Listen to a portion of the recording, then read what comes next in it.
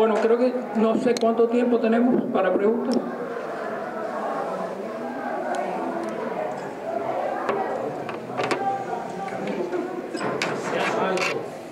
¿Se ha sometido Cuba a una prueba de contraste como la PISA, prueba PISA, para saber dónde están parados los estudiantes cubanos en relación? No se ha aplicado la prueba PISA en Cuba. Y realmente te confieso que algunos de los indicadores de la UNESCO, aunque son superiores de hecho Cuba cambió después la definición de los cohortes, tengo mis dudas sobre algunas de las cosas que, por ejemplo, la escolaridad, la deserción, etcétera. Pero la prueba PISA no se ha aplicado en Cuba. ¿Y se ha medido con algún otro país? Sí, hay comparaciones que ha hecho la CEPAL, por ejemplo, en educación, pero con indicadores muy gruesos. Básicamente, por ejemplo, el Índice de Desarrollo Humano utiliza dos indicadores. Uno es el analfabetismo y el otro es la escolaridad. Y no hay más nada. Eso se aplica para todos los países porque es un índice un poco complicado. Después hay dos indicadores de sanidad y un indicador de ingreso per cápita usando lo que se llama dólares internacionales. Cuba sale bien en los dos primeros, pero sale terriblemente mal en el último porque, por supuesto, el ingreso per cápita de Cuba, que nadie realmente ha medido de una manera creíble, siempre, incluso organismos internacionales como el PNUD, el Banco Mundial, etcétera, son ejercicios absolutamente ridículos, que no tienen ninguna validez científica, pero aún así ese indicador es tan bajo que tira a Cuba hacia abajo, en el nivel general. Casualmente ese tema del per cápita de Cuba, en un libro de texto que estábamos haciendo nosotros, que nos tocó hablar de Cuba, pues fuimos a las estadísticas de la CIA. Y entonces resulta que el per cápita de Cuba era mucho más superior que el de una serie de países de Latinoamérica. Yo dije, pero ¿cómo es esto posible? ¿Cómo te explica ese tipo de cosas?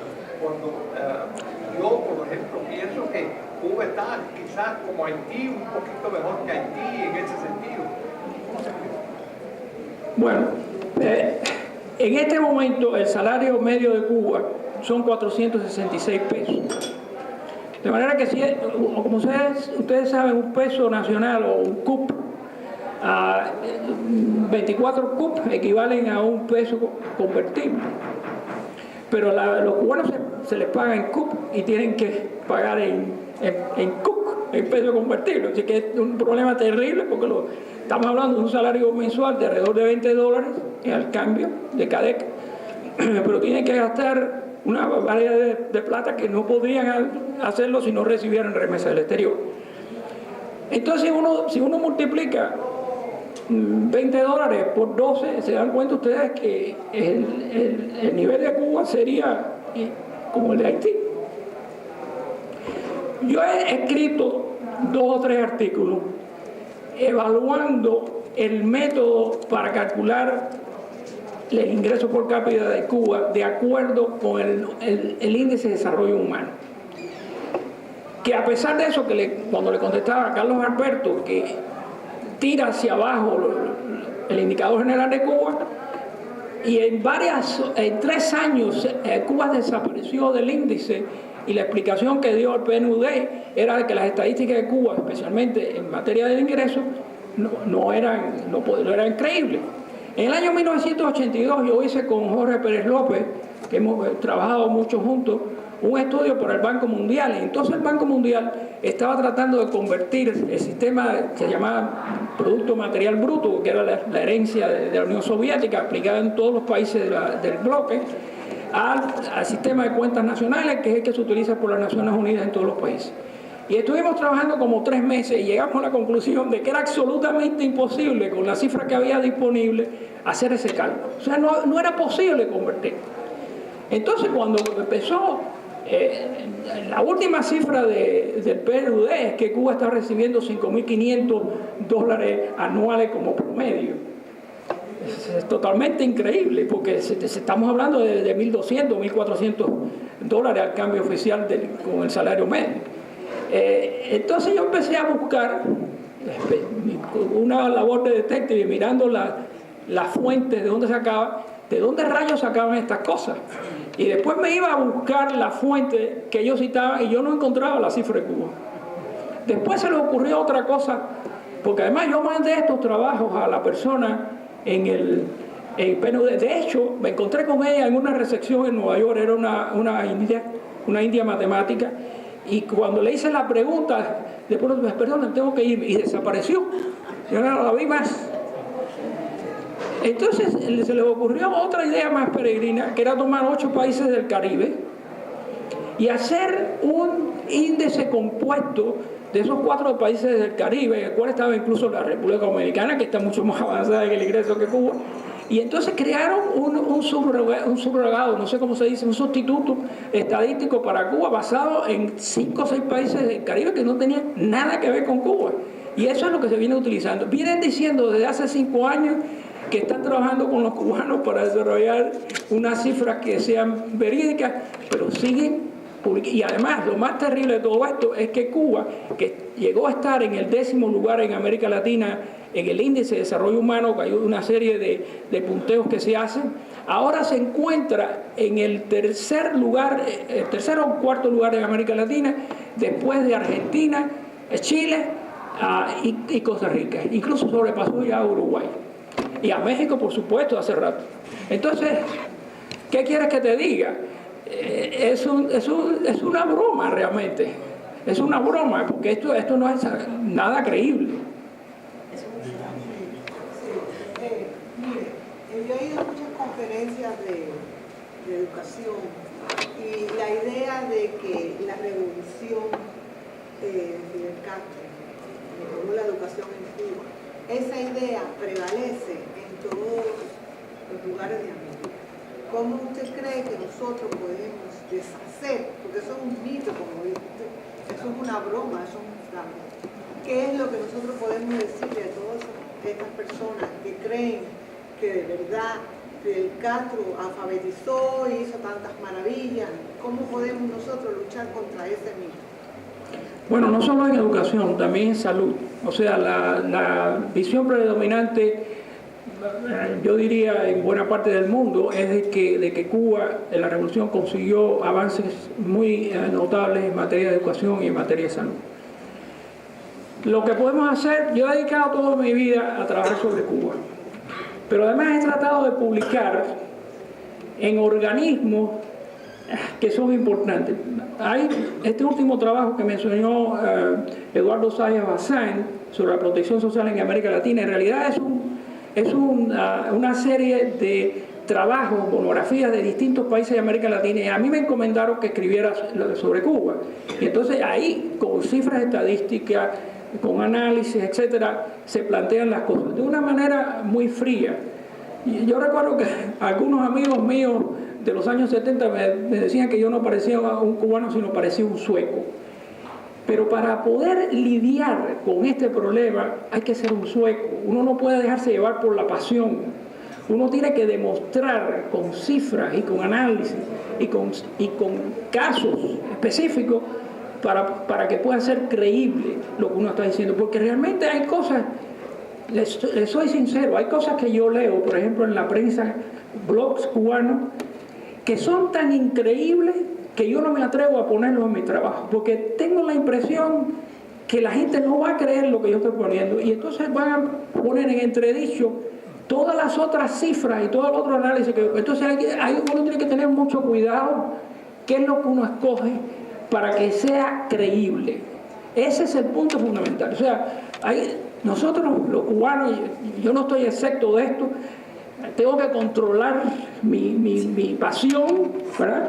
Pero tenemos a desbordarnos y no podemos hacer eso. Tenemos que ser muy serios en el análisis y plantear las cosas para que sean creíbles. También yo he publicado en CEPAL otros trabajos, en la revista de la CEPAL, he publicado en la Oficina Panamericana de la Salud, sobre la salud en Cuba.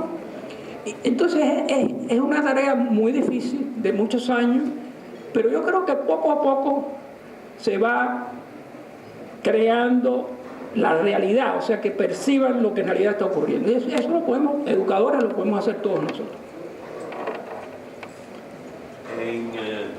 Hace unos años atrás, profesor, me vino a ver a mi oficina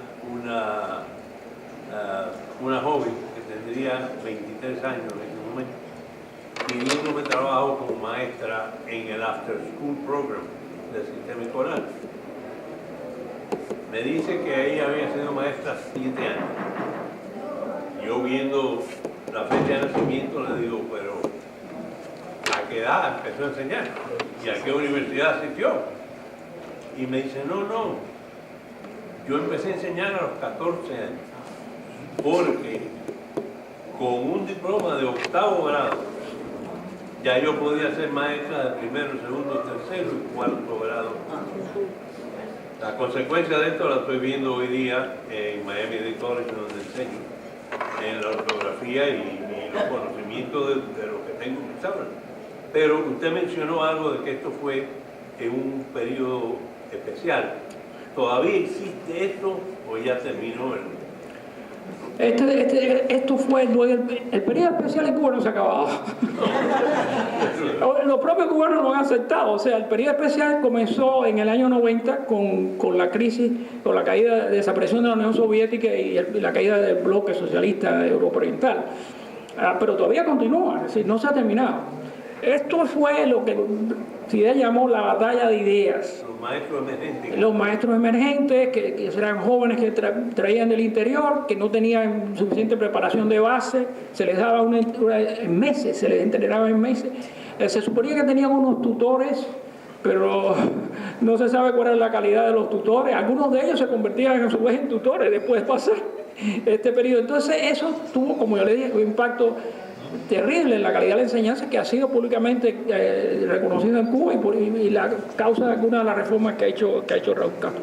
O sea que no me extraña lo que me está usted diciendo, porque las cosas que se publicaron sobre los exámenes eran increíbles. Faltas de ortografía garrafales, no sabían escribir, tenían defectos enormes en matemáticas, etc.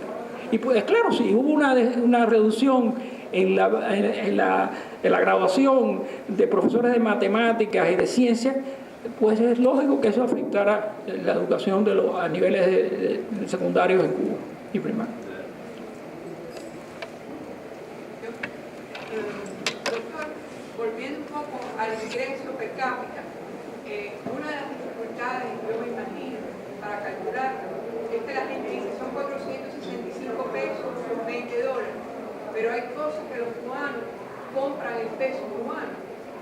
Entonces, esa conversión no es válida, es decir, son 20 cooks, porque por ejemplo, un taxi que se compra, un botero que lo lleva a un lugar son 10 pesos cubanos. O sea, hay cosas que se equivalían a 25 centavos o a $1, que no se puede decir es $20 en multiplicar eso por 12, porque hay cosas que se pagan en pesos cubanos, los cubanos en la isla. Entonces, esa conversión me parece que lo hace más complicado. Y la otra pregunta es que me parece que dentro de las profesiones que se están permitiendo por la libre, es la de repasadores. O sea, que hay una serie de maestros, sobre todo jubilados mayores, que sí tenían buena educación, que les están permitiendo repasar a los alumnos. O sea, eso es lo que aquí hacen el tutoring, los estudios, porque creo que hay un reconocimiento, y eso lo hablan por televisión hoy en día, de las deficiencias de la educación, por esos problemas que Sí, esto es un problema que se debatió mucho en la prensa. Como yo les decía, hubo declaraciones del ministro de Educación Superior, esta declaración famosa de Alfredo Guevara, etc. Bueno, también se dice, por ejemplo, otra cosa en Cuba, y es que el salario medio no tiene en cuenta que la educación es gratuita y que la salud es gratuita, etc. Esas son cosas válidas. Sin embargo, la libreta de racionamiento en Cuba, que es una de las cosas que se supone que se debe determinar y que yo considero que es un problema terrible si se determina si no hay una red mínima de protección social o de asistencia social, que por cierto se ha venido encogiendo en lugar de expandirse mientras se aumentan los precios, hay mayor desempleo, hay el problema de las tarifas más altas de electricidad, agua, etcétera. La red de asistencia social, tanto en términos de beneficiarios como asignación presupuestaria, se ha reducido alrededor de un 70% entre 2006 y 2012, cuando debía expandirse. Pero yo he probado en algunos de mis trabajos, y hay coincidencia, porque esto lo dicen también los economistas cubanos, que el racionamiento, con todo lo reducido y magro que es, solamente alcanza para 10 días al mes. Entonces, el resto del mes, los otros 20 días, eso no se puede comprar con cupo. Eso hay que comprarlo generalmente con pesos convertibles. Ya sea en las tiendas por divisa, que es muy cómodo, como los cubanos le llaman shopping, o en mercados, no estamos hablando solo de bienes, de alimentos, sino también de servicios, etcétera. Hay que pagarlos en cupo, en pesos convertibles.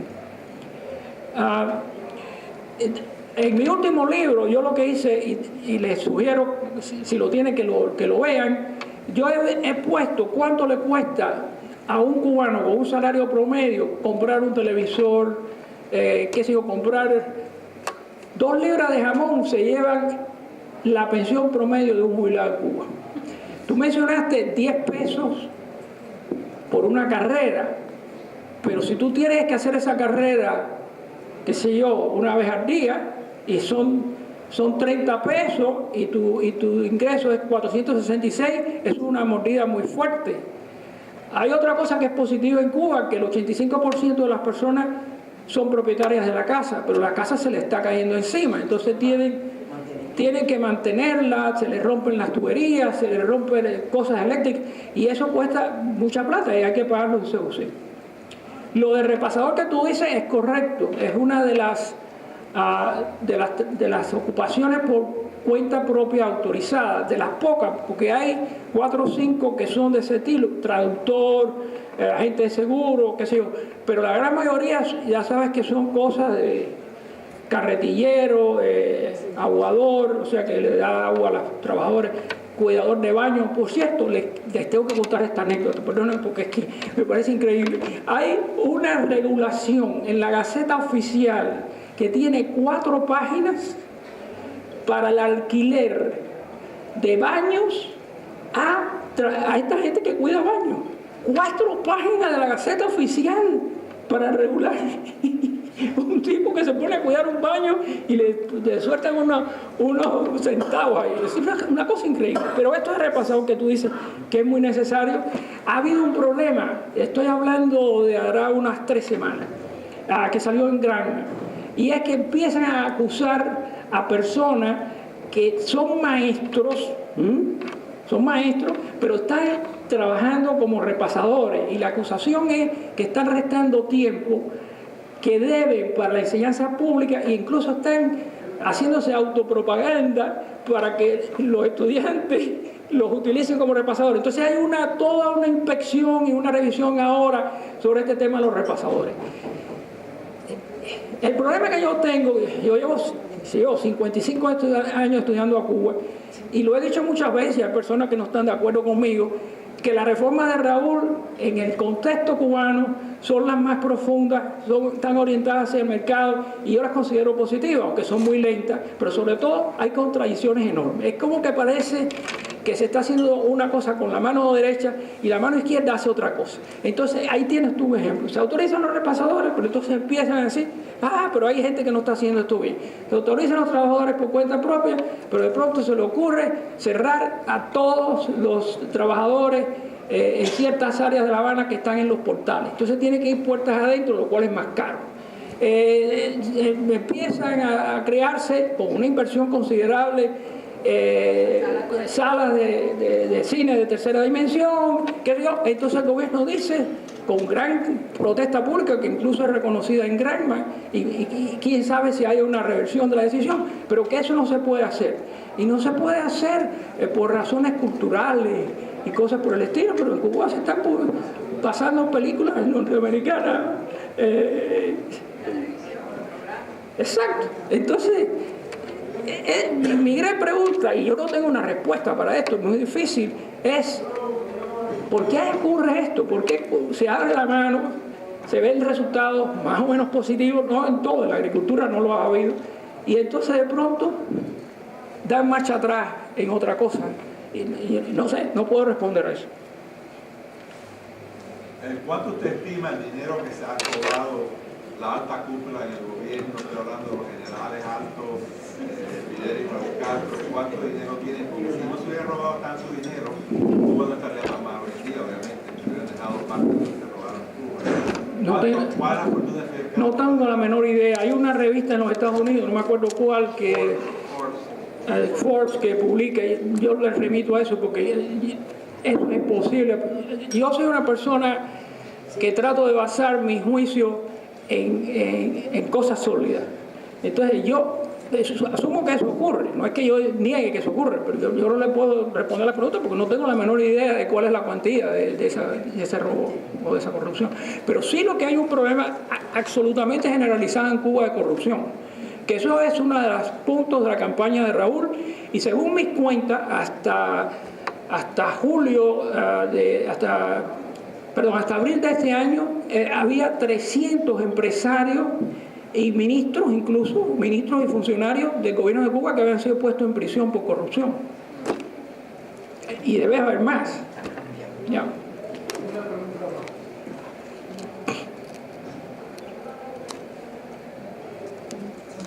¿Cuál es el futuro de Cuba? Para eso me dan otro premio y vengo el año que viene.